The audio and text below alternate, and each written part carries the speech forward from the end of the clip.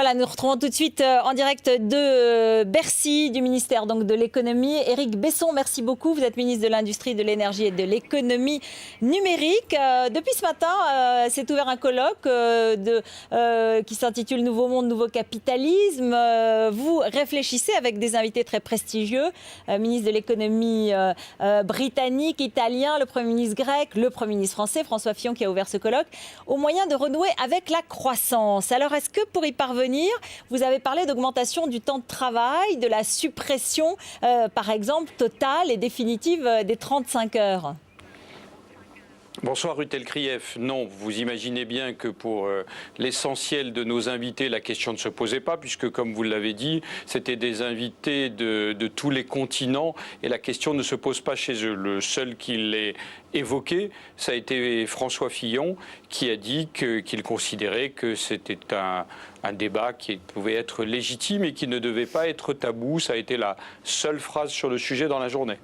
Éric Besson, vous-même, vous situez comment on se souvient que vous étiez socialiste au moment où ces lois ont été adoptées. Vous avez bonne mémoire. Voilà, tout le monde s'en souvient. Et donc, vous avez fait adopter ces lois sur les 35 heures. Alors aujourd'hui, comment vous les jugez? Est-ce qu'il faut s'en débarrasser complètement, comme dit Alain Juppé? C'est un archaïsme, une vieillerie du siècle dernier? Ou au contraire, ménager peut-être, comme le dit Xavier Bertrand, la situation d'aujourd'hui et stabiliser un peu le front social? D'abord, je crois qu'il faut remettre les choses un peu dans l'ordre par rapport à la formule de Manuel Valls, qu'il dit il faut déverrouiller les 35 heures. Elles ont déjà été déverrouillées. Nicolas Sarkozy a mis en place son programme de campagne. Ça veut dire qu'à partir des lois qui ont été votées 2007-2008, les 35 heures ne sont plus que le seuil de déclenchement des heures supplémentaires, lesquelles heures supplémentaires sont exonérées de cotisations sociales, tant pour les salariés que pour le patronat. Donc lorsqu'on dit il faut en finir avec les 35 heures, il faudrait être précis. Qu'est-ce que l'on veut dire exactement? Est-ce qu'on veut augmenter la durée légale sans augmenter les salaires des salariés? Je pense que nul ne va y prétendre. Donc moi, la question n'est pas illégitime, elle n'est pas taboue. On a le droit de parler de durée légale du travail. Moi, je pense que la vraie question, c'est en termes de compétitivité, celle du coût du travail global en France, qui s'est plutôt détérioré par rapport à nos principaux partenaires et concurrents. Je pense notamment à l'Allemagne. Mais dire que les 35 heures ne doivent pas être un tabou, ça ne veut pas dire en même temps que la formule pour, entre guillemets, en sortir alors qu'elles ont déjà été déverrouillées soit évidente. Est-ce qu'il faut quand même en finir avec la durée légale du temps de travail et négocier branche par branche ou entreprise par entreprise? Pas nécessairement, mais très sincèrement, moi je ne crois pas qu'en plus ce soit une question pour 2011. Ça n'est pas à l'agenda social qui a été présenté par le président de la République pour 2011. Je n'étais pas à ses vœux aux partenaires sociaux tout à l'heure, puisque j'étais ici au colloque que j'organisais à Bercy, mais il ne me semble pas qu'il a proposé de mettre ça sur la table. En revanche, ça peut être au-delà des 35 heures, l'appréciation de la durée du travail, du coût du travail, de notre compétitivité comparée, ça peut être un beau débat pour 2012, mais je ne pressens pas que ce soit le débat de l'année 2011.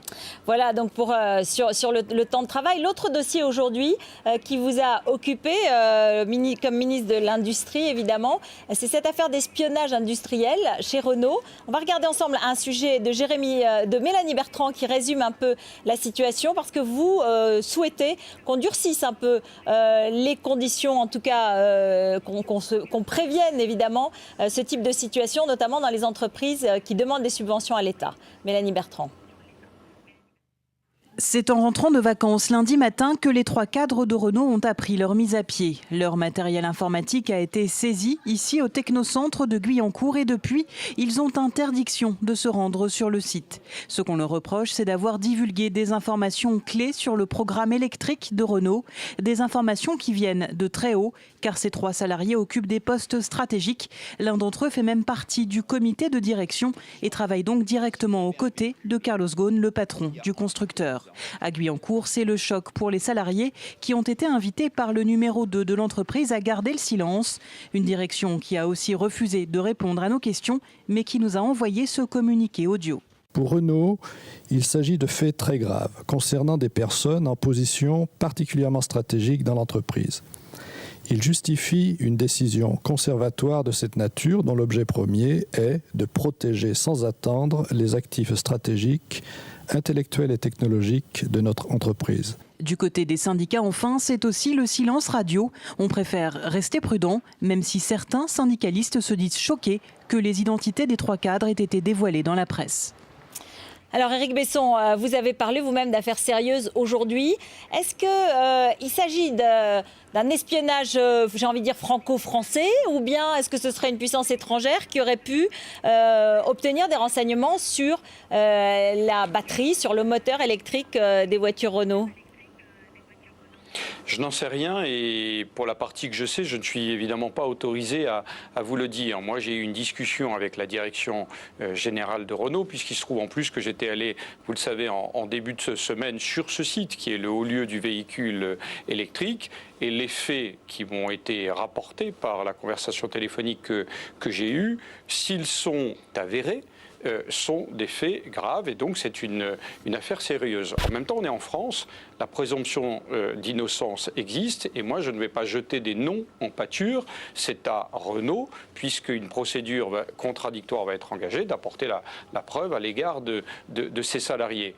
Au-delà de ce cas, je pense effectivement que dans la, entre guillemets, guerre économique, parce que par certains côtés, il y a des aspects de guerre économique, l'intelligence économique, la préservation du secret industriel, des résultats de l'innovation doivent être renforcés. Surtout lorsque, quand ça pourrait être le cas dans ce dossier, on a fait en plus appel à l'État pour qu'il contribue au financement de l'innovation. Donc j'ai pris dès cette semaine une initiative qui est de demander aux services de renforcer dans la convention qui nous lie aux entreprises auxquelles nous donnons de l'argent pour qu'elles fassent de l'innovation, de renforcer les exigences en termes de protection des secrets industriels. Nous pourrons aller plus loin vraisemblablement puisque nous avons d'ores et déjà soumis au Conseil d'État un certain nombre de questions dites de principe sur la façon de renforcer le secret industriel en Justement, France. C'est la question de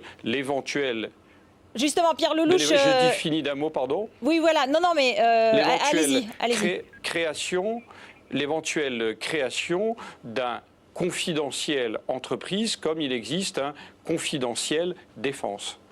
Effectivement, Pierre Lelouch en parlait aujourd'hui, qui est secrétaire d'État au commerce extérieur, et il dit qu'il faudrait accélérer les procédures et obtenir un cadre juridique simple pour permettre, en cas de violation de la confidentialité de la formation, des actions au pénal comme au civil. On peut aller jusque-là. Oui,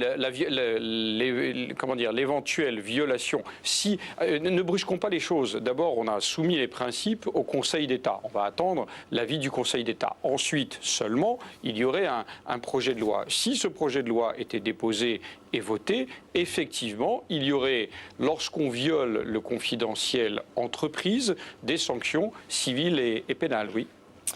Autre dossier, puisque évidemment vous avez un certain nombre de casquettes avec votre nouveau poste, Éric Besson, c'est les prix des carburants, puisque en tant que ministre de l'Énergie, vous êtes en charge directement de ce dossier.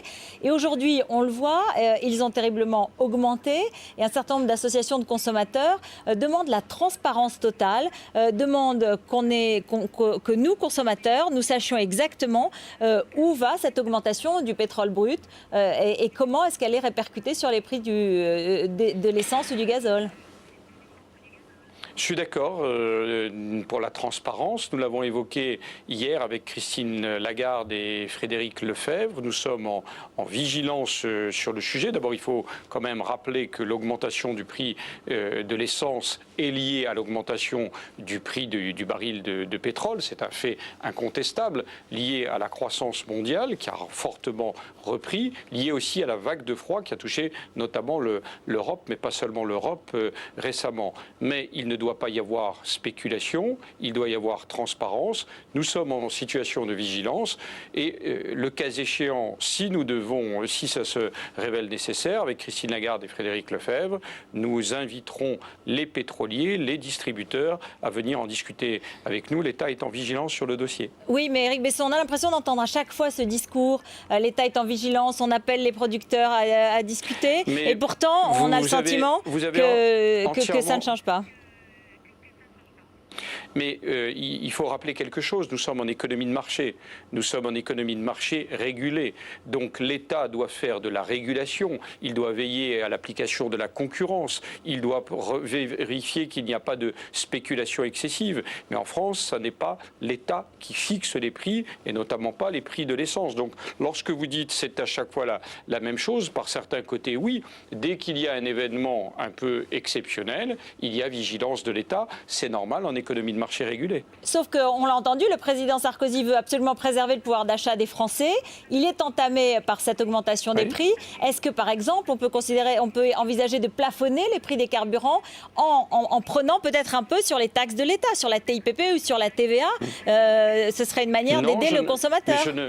Je ne crois absolument pas. Tout le monde sait qu'il va y avoir raréfaction du pétrole. C'est pour ça que nous sommes engagés par le Grenelle de l'environnement dans la diversification des sources d'énergie. C'est pour ça que personnellement, je défends notre programme de nucléaire civil et je continue de penser que le nucléaire civil est un formidable atout pour la France et pour beaucoup de pays. On ne peut pas dire à la fois qu'on sait que le pétrole va augmenter de façon tendancielle et prôner une économie administrée où l'État fixerait les prix. Non, nous sommes en économie de marché régulée. En revanche, on peut prendre des dispositions et vérifier en permanence que la concurrence joue à plein et qu'il n'y a pas de spéculation. On parle de l'explosion d'une usine de chlore dans les Bouches-du-Rhône aujourd'hui. C'était une usine Seveso. Les associations environnementales disent qu'un AZF peut se reproduire en France demain. Est-ce qu'on prend toutes les précautions aujourd'hui ? On prend toutes les précautions. L'État est extrêmement attentif à la sécurité de nos concitoyens. Moi, je ne connais pas tout le dossier puisque, comme vous l'avez bien voulu le rappeler, j'étais bloqué par ce colloque toute la journée. On m'a passé des éléments au fur et à mesure pendant que j'étais à ma place. J'ai demandé instantanément à ce que les services de l'État fassent un audit, une enquête approfondie des conditions de sécurité sur le site et je rendrai compte publiquement des résultats de cet audit, bien évidemment. Mais le risque zéro en matière industrielle n'existe pas. Il y a malheureusement des drames qui ont fait, si j'ai bien compris, un mort et un blessé malheureusement aujourd'hui. L'État doit prendre toutes les précautions nécessaires, mais personne n'est en état de dire que l'industrie connaîtra un jour le risque zéro. C'est faux, ça n'existe pas. Alors sur le plan plus personnel, Éric Besson, aujourd'hui, vous vous sentez mieux avec cette casquette de ministre de l'Industrie ? Vous étiez ministre de l'Immigration et de l'Identité nationale. C'était peut-être plus inconfortable. Je vais le dire positivement. L'immigration, c'est en France comme dans tous les pays, mais peut-être plus en France, un sujet de polémique, un sujet complexe. Mais moi, j'assume totalement ce que j'ai fait lorsque pendant 2 ans, j'étais ministre de l'immigration. Mais je ne vais pas biaiser avec votre question. J'ai toujours été, tout le monde le sait, un passionné d'industrie, d'économie, d'énergie. Et donc, me retrouver ici à Bercy, ministre de l'Industrie, de l'Énergie et de l'Économie numérique, oui, c'est un immense plaisir. Juste la dernière chose, ça doit être effectivement plus confortable et plus agréable car vous avez été très critiqué pendant cette période. Jean-François Copé, qui voulait relancer le débat sur l'identité nationale, a changé l'intitulé et parle maintenant de débat sur le pacte républicain. C'est dire à quel point peut-être ça a laissé des traces. Écoutez, moi je n'ai pas envie d'entrer dans ce débat. Pendant le débat identité nationale, j'ai dit qu'il s'agissait de refonder le pacte républicain qui est fondé sur un équilibre de droits et de devoirs et qu'il fallait donc rediscuter des valeurs qui fondent notre vivre ensemble. Je n'ai pas changé une ligne, un mot, un iota de mes convictions en la matière. Le reste, il est normal que chacun donne son point de vue. Dernière chose, donc dans ce colloque, vous avez rencontré un certain nombre d'Européens, évidemment, on l'a dit tout à l'heure. Comment vous a paru l'atmosphère? La crise est là. Est-ce qu'on peut envisager, vous l'avez évoqué vous-même, des mesures de protectionnisme européen ou de protection des entreprises européennes? Est-ce qu'il n'y aura pas la résistance la britannique ou allemande peut être vaincue? Je n'ai jamais prôné le protectionnisme. J'ai prôné la protection et surtout la réciprocité.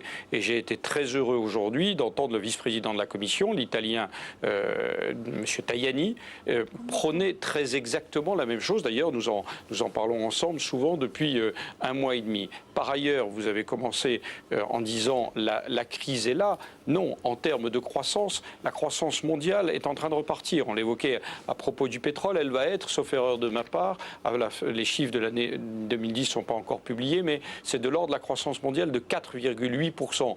Donc ce qui est vrai, c'est que le monde n'est plus en crise de croissance. En revanche, la croissance est plus molle aux États-Unis, en Europe et au Japon. Donc à nous de nous doter des outils et de prendre les initiatives nécessaires pour relancer la croissance. En France, nous avons quelques outils qui sont extrêmement intéressants, dont ce qu'on a appelé les investissements d'avenir, l'ex-grand emprunt, les investissements d'avenir que nous allons avec René Ricol mobiliser et qui doivent nous contribuer à nous remettre sur un sentier de croissance plus élevé. Merci beaucoup Éric Besson donc, pour cet entretien. Je vous précise que l'entreprise Renault annonce qu'elle portera inévitablement plainte pour ces actes d'espionnage industriel. Nous en avons parlé. Un commentaire peut-être. Voilà, ça paraît logique. Merci Éric Besson. Non, ça paraît logique, oui.